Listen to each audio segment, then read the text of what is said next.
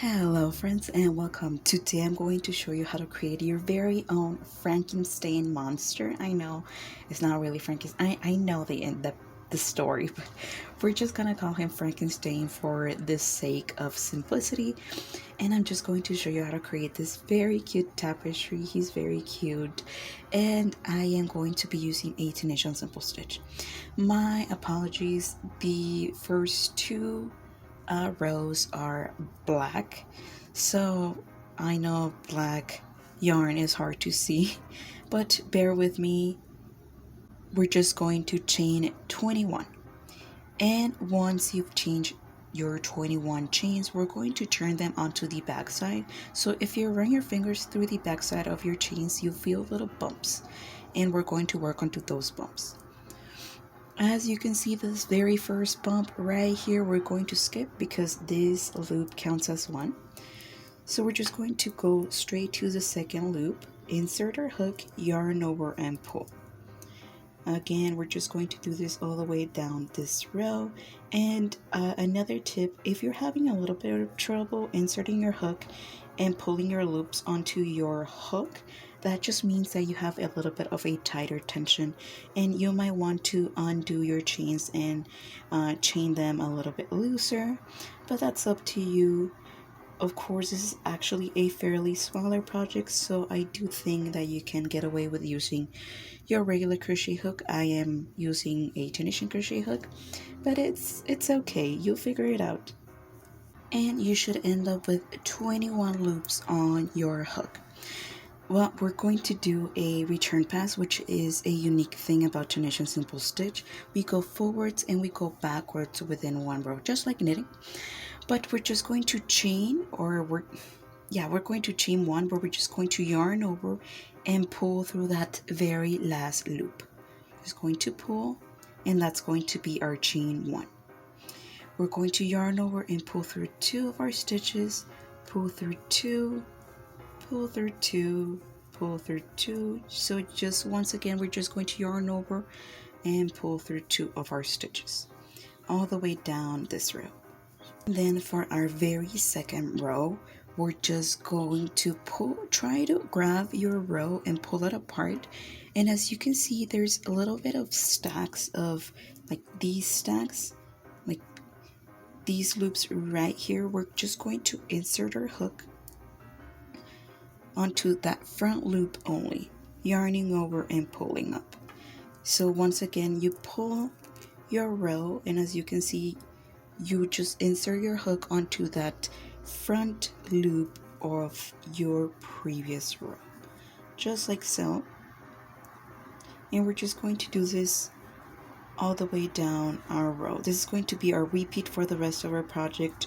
So this is the actual Tunisian simple stitch.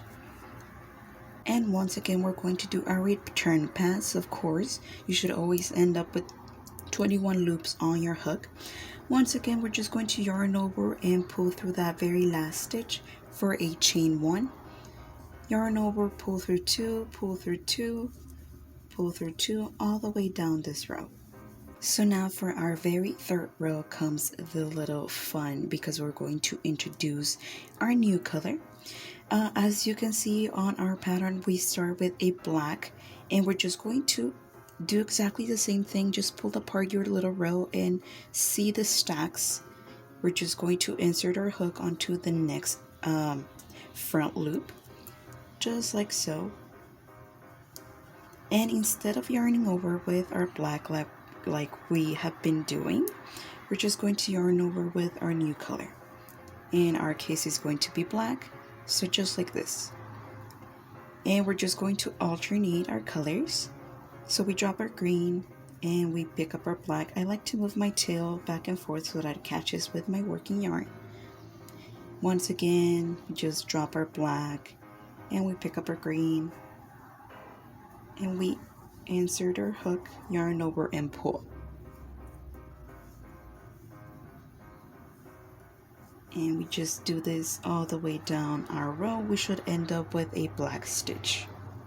And exactly like we've been doing before, we're just going to yarn over, pull through that very last loop, And here I know it's alternating colors, which is a little bit, counterintuitive, but it's a general rule to understand that whenever you have two different colors on your hook, you always use that second color stitch to pull through. So in my case, I have my first stitch being black and my second stitch being green. So like the rule just said, we're just going to use that second color stitch to pull through. So I'm just going to drop my black, pick up my green, yarn over and pull through that black and pull through that green. Again, two different color stitches. We always use that second color stitch. I know, like I just said, it's like counterintuitive. I mean, you just alternate your colors, but it'll be handy for you on the long run to understand that you just need to pull with our second color stitch. And we just continue to do this all the way down our row. And now we reach the end point of our third row, and like I just told you, a little rule to alternate colors whenever you have two different color stitches on your hook, just like in this case.